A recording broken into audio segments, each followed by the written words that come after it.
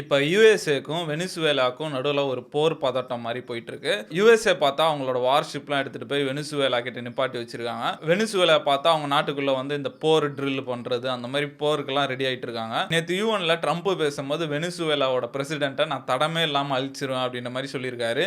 2 பேருக்கு நடுவுல என்ன நடந்துட்டு இருக்கு அப்படின்ற மாரி இந்த வீடியோல பார்ப்போம். இப்ப ரீசென்ட்டா வந்து ட்ரம்ப் வந்து யுஎன்ல பேசியிருந்தாரு. அவரோட ஸ்பீச் தான் இப்ப நியூஸ்ல ஃபுல்லா அவரோட ஸ்பீச் தான் வந்துட்டு இருக்கு. அந்த யுஎன் ஈவென்ட்க்கு போம்போதே நெறைய தடங்கல் இருந்தது ட்ரம்ப்புக்கு.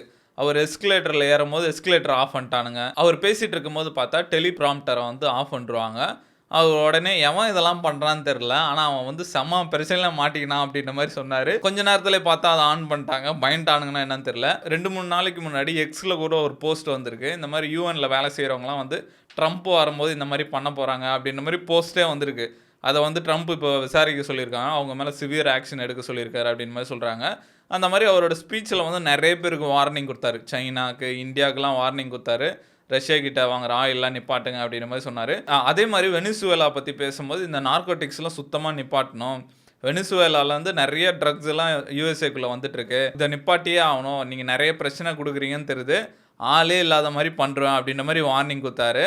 அது பயங்கரமா இருந்தது. என்னடா இது இவங்களுக்கு நடுவுல என்னடா பிரச்சனைன்னு பார்த்தா, பல வருஷ பிரச்சனையா போயிட்டு இருக்கு.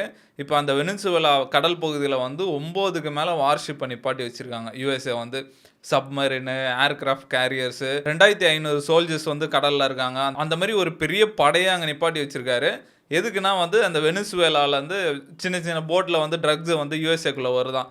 அந்த மாரி வந்தாலே அடிங்கன்னு சொல்லி விட்டுருக்காங்க. இப்படி தான் செப்டம்பர் 2ஆம் தேதி வந்து ஒரு ஸ்பீட் போட் வந்திருக்கு. அத வந்து ஃபுல்லா ப்ளோ பண்ணிட்டாங்க.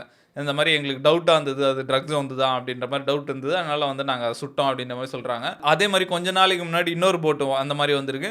அதையும் சுட்டாங்க. ட்ரக்ஸ் இருந்த மாரி இருந்தது. அதனால சுட்டோம் அப்படின்ற மாரி சொல்றாங்க. நீங்க வந்து நார்கோட்டிக்ஸ் எல்லாம் கண்ட்ரோல் பண்ணனும்னா கோர்ட்டுக்கு போய் தண்டனை வாங்கி குடுங்க. நீங்க என்ன அசால்ட்டா சுட்டுட்டு இருக்கீங்க அப்படின்ற மாரி சொல்றாங்க. அதே மாரி வெனிசுவேலாவோட F-16 ஃபிளைட் ஒண்ணு வந்து அந்த வார்ஷிப்க்கு பக்கத்துலலாம் பறந்துதாம்.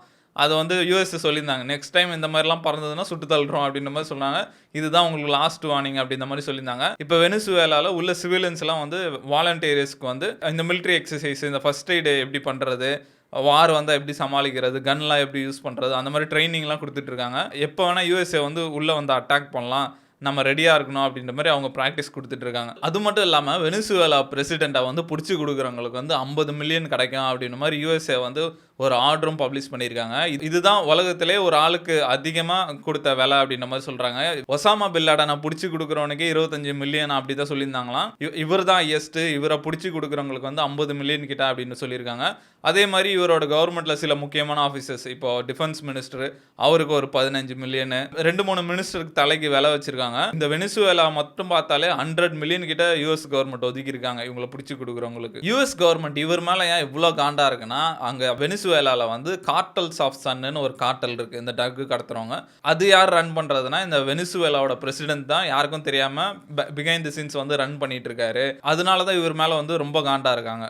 என்ன சொல்றாங்கன்னா, இந்த வெனிசுவேலா நாடு வந்து சவுதி அரேபியாவுக்கு முன்னாடியே வந்து இந்த எண்ணெய் வளம்லலாம் வந்து நல்லா செழிப்பா இருந்தாங்க. ஒரு காலத்துல யுஎஸ் வந்து வெனிசுவேலா கிட்ட இருந்து தான் இந்த க்ரூட் ஆயில்லாம் இம்போர்ட் எக்ஸ்போர்ட் பண்ணியிருந்தாங்க. அப்புறம் இந்த ஒபாமா டைம்ல தான் வந்து இவங்க கிட்ட இருந்து இந்த மாரி தடை பண்ண ஆரம்பிச்சிட்டாங்க. இவங்க கிட்ட இருந்துலாம் எங்களுக்கு இந்த மாரி இம்போர்ட் எக்ஸ்போர்ட் வேண்டாம். இந்த மாரி நாங்க சாங்ஷன் பண்றோம்ன்ற மாரி சொன்னாங்க. அதுக்கப்புறம் தான் பார்த்தோன்னா இவங்களோட நாட்டோட பொருளாதாரம்லாம் சரிய ஆரம்பிச்சது. அதுக்கப்புறம் தான் இவங்க இந்த மாரி இஷ்யூஸ்லாம் ஃபேஸ் பண்ண ஆரம்பிச்சிருக்காங்க. நம்மளுக்கு வந்து இது வெளியிருந்து பார்க்கும்போது இது நார்கோட்டிக்ஸ் பிரச்சனை மாரி இருக்கும். ட்ரக் பிரச்சனை அப்படின்ற மாரி இருக்கும். ஆனா உள்ள போய் பார்த்தா இது ஆக்சுவலா வந்து ஆயில் பிரச்சனை. ஆயிலுக்காக தான் இவ்வளோ பிரச்சனை. வெனிசுவேலா வந்து வேர்ல்டுலே ஆயில் அதிகமா கிடைக்கிற ஒரு நாடு வந்து வெனிசுவேலான்னு சொல்றாங்க. சவுதி அரேபியாவோட இங்க அதிகமா கிடைக்கும். ஆனா இங்க இருக்க ஆயில் வந்து ரொம்ப ராவா இருக்கும் அப்படின்ற மாரி சொல்லுவாங்க. அத ரிஃபைன் பண்றதுக்கு அவங்க கிட்ட அந்த அளவுக்கு கெப்பாசிட்டி இல்ல. அதனால என்ன பண்றாங்க, இந்த 1970ஸ்லலாம் வந்து யுஎஸ்ஏல ரிஃபைன் பண்ற கம்பெனிஸ் நெறைய இருந்தது. அது எப்படின்னா, இப்ப நம்ம வந்து சவுதி அரேபியா கிட்ட இருந்து க்ரூட் ஆயில் வாங்கி இந்தியால வந்து ரிலையன்ஸ் அத ரிஃபைன் பண்ணி அத இங்க விக்கிறாங்க. அதிக ரேட்டுக்கு விக்கிறாங்க அப்படின்னு மாரி சொல்லுவாங்க. அந்த மாரி வெனிசுவேலா கிட்ட இருந்து ஆயில் வந்து யுஎஸ்ஏல இருக்க சில கம்பெனிஸ்லாம் போய் ரிஃபைன் பண்ணி திருப்பி அங்கருந்து சேல் ஆகும் அப்படின்ற மாரி சொல்லுவாங்க. கிட்டத்தட்ட 70% வெனிசுவேலா ஆயில் வந்து யுஎஸ் தான் வாங்கிட்டு இருந்தாங்க. அது வந்து யுஎஸ்ஏவோட 17% ஆயில் வந்து இங்கிருந்து தான் வந்தது. வெனிசுவேலா வந்து செம்மையா சம்பாதிக்க ஆரம்பிச்சாங்க. அந்த டைம்ல 100 பில்லியன் கிட்ட காசு வந்தது அப்படின்ற மாரி சொல்றாங்க. ஆனா அப்ப இருந்த கவர்மெண்ட் வந்து அத ப்ராப்பரா கவர்மெண்ட்டுக்கு செலவு பண்ணாம பயங்கரமா ஊழல் பண்ண ஆரம்பிச்சாங்க. அதே மாரி போயிட்டு இருந்தது. ஒரு கட்டத்துல வந்து ஆயில் பிரைஸ் வந்து கிராஷ் ஆயிடுச்சு. $50 அந்த மாரி இருந்த பேரல் வந்து $10 கீழ வந்துச்சு. அதனால நாட்டில் காசு இல்லை, எல்லாமே இவனுங்க ஊழல் பண்ணிட்டானுங்க. அதுவும் இல்லாமல் மேஜர் சோர்ஸ் வந்து ஆயில் நம்பி தான் இருக்காங்க. அதனால ஒன்றுமே பண்ண முடியல. பயங்கர பஞ்சம் வர ஆரம்பிச்சிச்சு. மக்கள்லாம் பயங்கரமாக போராட்டம் பண்ண ஆரம்பிச்சாங்க. அதுக்கப்புறம் வந்து எலெக்ஷன் வருது. அப்போ வந்து சாவெஸ்னு ஒருத்தர் வந்து வின் பண்ணுறாரு. அவர் வின் பண்ணதுக்கப்புறம் ஒரு 2, 3 மாதம் அவர் நான் பார்த்துக்கிறேன், நான் ஒழுங்காக பண்ணுறேன் அப்படின்ற மாதிரி சொல்கிறாரு. ஆனால் பார்த்தா அப்போ இருந்த கடனோட டபுள் மடங்காக கடனை ஏற்றி விட்டுறாரு. மக்கள்லாம் வந்து பயங்கரமாக போராடுறாங்க இவர் வெளியே அனுப்பணுன்ட்டு. அவர் ஒரு சர்வாதிகாரியே ஆயிட்டாரு. இப்போ பிரசிடென்ட்டோட டேர்ம் இத்தனை வருஷம் அப்படின்ற மாதிரி இருக்கும், அதெல்லாம் கேன்சல் பண்ணிட்டாரு. அந்த மாதிரி ஒரு பக்கா சர்வாதிகாரி ஆயிட்டாரு. எங்கேயாவது போராட்டம் நடந்தால் மிலிட்ரியை வச்சு ஒடுக்குறது அந்த மாதிரி பண்ண ஆரம்பிச்சிட்டாரு. 2013 வந்து இவர் இறந்துடுறாரு. அதுக்கப்புறம் அவரோட ரைட் ஹேண்ட் இப்போ இருக்க பிரசிடென்ட் நிக்கோலஸ் வந்து பதவி ஏற்றுக்கிறாரு. அப்போ வந்து அவர் வைஸ் பிரசிடெண்ட்டாக இருக்காரு. இவர் வந்து அவருக்கு மேலே சர்வாதிகாரியாக இருக்காரு. இவர் பயங்கரமாக போராட்டத்தெல்லாம் ஒடுக்குறது, மக்களை சரியாக பார்த்துக்கிறது இல்லை, அந்த மாதிரி இவர் பண்ண ஆரம்பிக்கிறாங்க. அது மட்டும் இல்லாமல் வெனிசுவேலாவோட எக்கனாமி வந்து பயங்கரமாக ட்ராப் ஆயிடுச்சு. அப்போ வந்து 2015 ஒபாமா வந்து பிரசிடெண்ட்டாக இருக்காரு.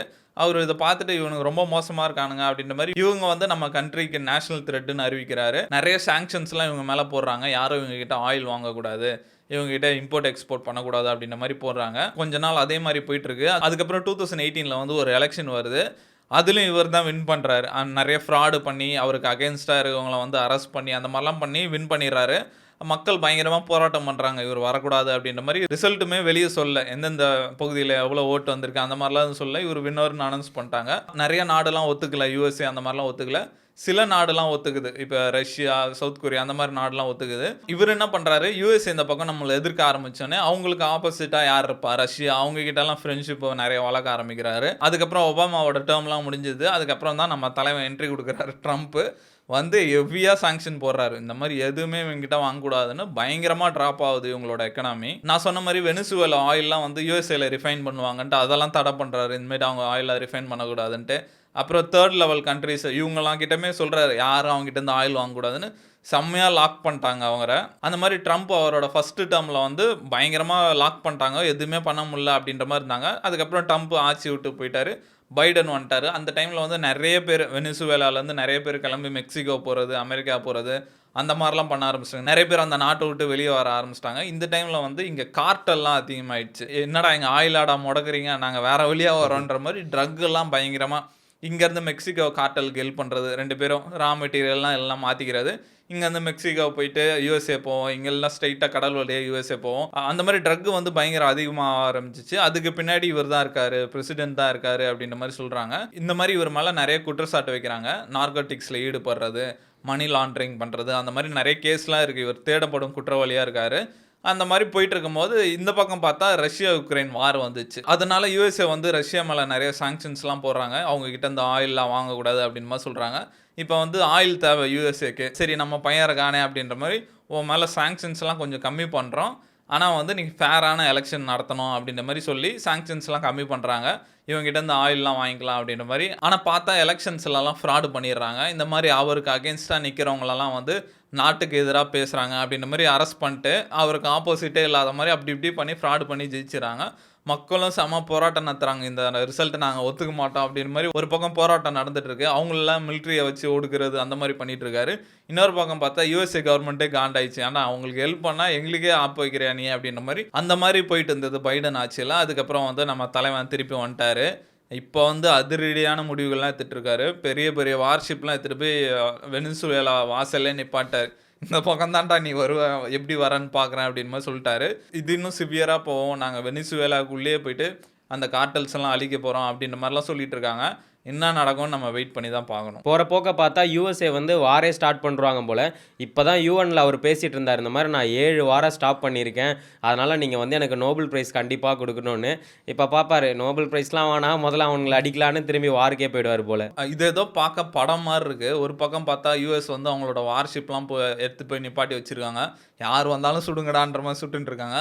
இன்னொரு பக்கம் பார்த்தா இவர் பக்கம் அந்த மிலிட்ரி ட்ரெஸ்லாம் போட்டுன்னு அங்கே இருக்க சோல்ஜர்ஸ் கூடலாம் ஃபோட்டோ போட்டுருக்காரு, நாங்கள் ரெடியாக இருக்கோம் அப்படின்ற மாதிரி ஏதோ படத்தில் பார்க்குற மாதிரி இருக்குது. ட்ரம்ப் ஒரு பக்கம் கேம் மாதிரி ஆடிட்டு இருக்காரு, சொல்லிருப்பார் போல், இவனுங்க ரொம்ப கடைசல் கொடுக்குறாங்க, ஒரு 10 ஷிப் எடுத்துன்னு போய் வாசல் நிப்பாட்ட அப்படின்ற மாதிரி சொல்லியிருப்பார் போல்.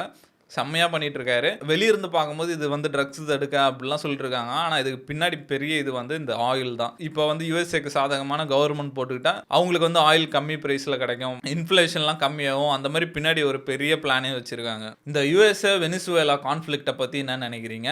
நிஜமாலே இது ட்ரக்குக்காக தான் ட்ரம்ப் இந்த மாதிரி பண்றாரா, இல்ல இதுக்கு பின்னாடி ஆயில் இருக்கு அதனால தான் இந்த மாதிரி பண்றாரான்ட்டு கமெண்ட்ல சொல்லுங்க.